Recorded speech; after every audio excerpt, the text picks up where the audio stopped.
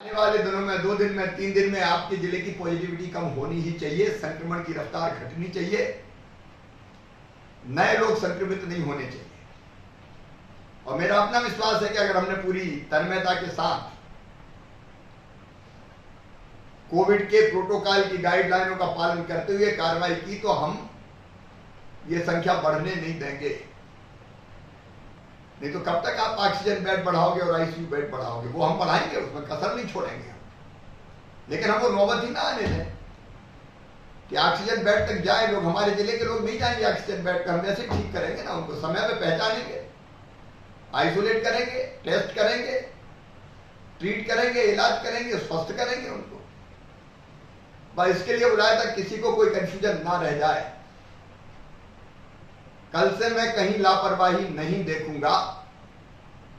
आप लोग दिन और रात मेहनत कर रहे हैं और उस परिश्रम पर मैं गर्व भी करता हूं। और आप हमारे वो टीम हैं जिनके सहारे इस महामारी को मार रहे हैं। कल से इस पर सख्ती से अमल कीजिए, संक्रमण की चैन तोड़ डालिए। मुझे पूरा विश्वास है कि 2-3 दिन में ही हम इसको पूरी तरह से कंट्रोल कर लेंगे। संख्या घटना सब जगह शुरू हो जाएगी। कुछ जगह बहुत अच्छे प्रयास हुए, मैंने कल भी कहा था। छिंदवाड़ा आज एक उदाहरण है, लेकिन खंडवा उदाहरण है, बुरहानपुर उदाहरण है, बहुत अच्छा करके दिखाया है। आप सब कीजिए। धन्यवाद। लगातार ऑक्सीजन की आपूर्ति बढ़ाने की कोशिशें जारी है। समय पर ऑक्सीजन की आवश्यकता कितनी है, यहाँ कंट्रोल सेंटर को जो हमारा कंट्रोल रूम है, एसएन मिश्रा और नरहरी जिस पर बैठते वहां खबर करके रखें, ताकि पेशेंट्स को भटकना ना पड़े। वहां दवाई से लेकर बाकी सारी व्यवस्था है। रेमडेसिविर इंजेक्शन लगातार आ रहे हैं। आज भी 15,000 आए तो उनको हमने भेजने का प्रयास किया है। एक और जिनकी पॉजिटिविटी, देखो हमारा टारगेट है पॉजिटिविटी घटाना। जिन जिलों में पॉजिटिविटी ज्यादा है उनका टारगेट है पॉजिटिविटी घटाना, और वो संक्रमण की चैन तोड़ने से ही होगा। उसी हिसाब से मैं रेटिंग देखूंगा कि कितनी पॉजिटिविटी थी, कितनी हुई। और इसके लिए अगर हमको लगता है कि ग्रामीण क्षेत्रों में कभी खांसी, सर्दी, बुखार है, तो प्रोएक्टिव होके हमारी टीम जाए। जैसे किल कोरोना अभियान हमने चलाया था, किल कोरोना 2 करें अगर आपके जिले में आपको लगता है। छिंदवाड़ा इसका एक उदाहरण है, जहां पॉजिटिविटी अभी काफी घटी है। बहुत भयानक स्थिति थी। घर घर हम फिर भेजें, आंगनबाड़ी कार्यकर्ता है, आशा कार्यकर्ता है, पंचायत की टीम है, और अगर लक्षण वाले लोग मिल रहे हैं तो तत्काल सैंपल, टेस्ट और उनके इलाज की व्यवस्था। इसको बढ़ने नहीं देना है, क्योंकि ये तो स्प्रेड होता है तो स्थिति बहुत बिगड़ जाती है। इसके बाद अगर कोई पॉजिटिव है तो होम आइसोलेशन, और होम आइसोलेशन की पुख्ता व्यवस्था। दिन में 2 बार डॉक्टर बात करें। आपके कोविड कंट्रोल कमांड सेंटर, जो भी आपने सेंटर बनाए, हमारी प्रतिबद्धता हम होम आइसोलेशन में ठीक करें उसे। दवाई की पर्याप्त व्यवस्था है, कोई कमी नहीं है, दवाई के किट दें और उससे पूछताछी हो। मतलब डॉक्टर पूछे, 2 बार पूछे, इसको सुनिश्चित कर लीजिए।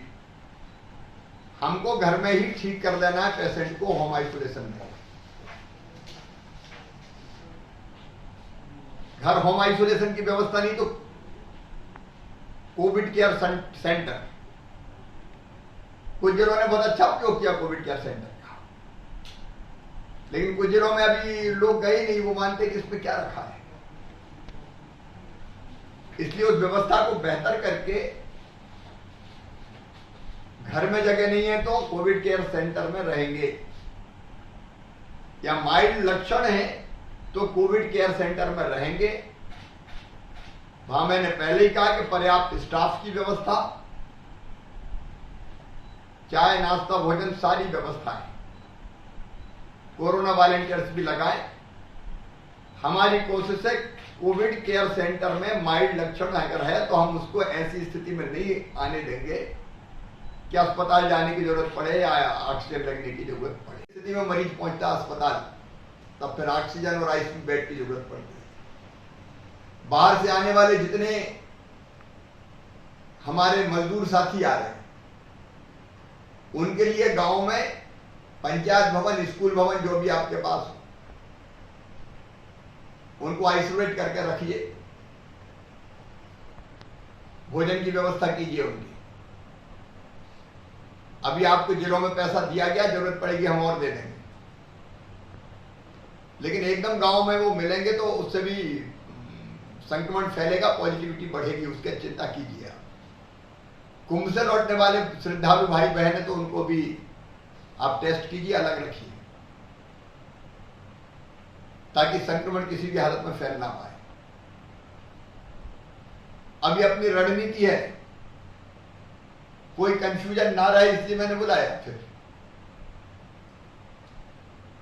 चैन तोड़ना है, जनता कर्फ्यू लगना है 30 अप्रैल तक किसी भी हालत में।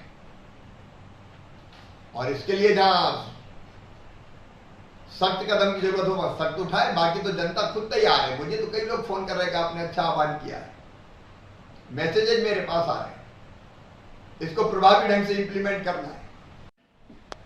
और कोरोना से निपटने के लिए जो हमारी प्राथमिकता है वो मैं आपको बता रहा हूं, और उसी हिसाब से जो निर्देश दिए हैं या मैं निर्देश दूंगा उनका पालन करना है आप सब। नंबर 1, कोरोना को हराना है तो संक्रमण की चैन तोड़ना है। ये चैन एक तरह से अमृत कुंड है, जब तक ये अमृत नहीं सूखेगा तब तक कोरोना नहीं मरेगा। और इसलिए पहली प्राथमिकता संक्रमण की चैन तोड़ना है। इसलिए गांव में कर्फ्यू, जनता कर्फ्यू, जनता घर के बाहर नहीं निकले। स्वयं लोग मुझे फोन करके कह रहे हैं कि घर से नहीं निकलना चाहिए, सख्ती होना चाहिए। तो गांव में घर से ना निकले 30 अप्रैल तक, घर में गांव के लोग गांव के बाहर ना जाएं। शहर के कॉलोनियों में जनता कर्फ्यू लगे, मोहल्लों में लगे, बिल्डिंग्स अगर है तो उनमें लगे। पहली प्राथमिकता अपनी नोट कर लो, इसको अमल करना ही है। आप ये चैन तोड़े बिना ये मरेगा नहीं कोरोना। नंबर 2, लक्षण है तो तत्काल सैंपल टेस्टिंग की रिपोर्ट विद इन टाइम आ जाए, इसके मैंने निर्देश दिए। दूर अगर बहुत है, टेस्ट के सैंपल लैब जाता है तो रैपिड एंटीजन टेस्ट का भी सहारा है। जहां भी सर्दी, जुकाम, बुखार, खांसी, पेट दर्द, वहां तत्काल इलाज शुरू, दवाइयां देना है हम। अगर सैंपल देने भी कोई आ रहा है तो सैंपल देने के बाद रिपोर्ट का इंतजार नहीं करें, उसको कोरोना वाला किट दे दें। सर्दी, जुकाम, बुखार, बाकी चीजें वो आप समझते हो, उसके डिटेल में मुझे जाने की जरूरत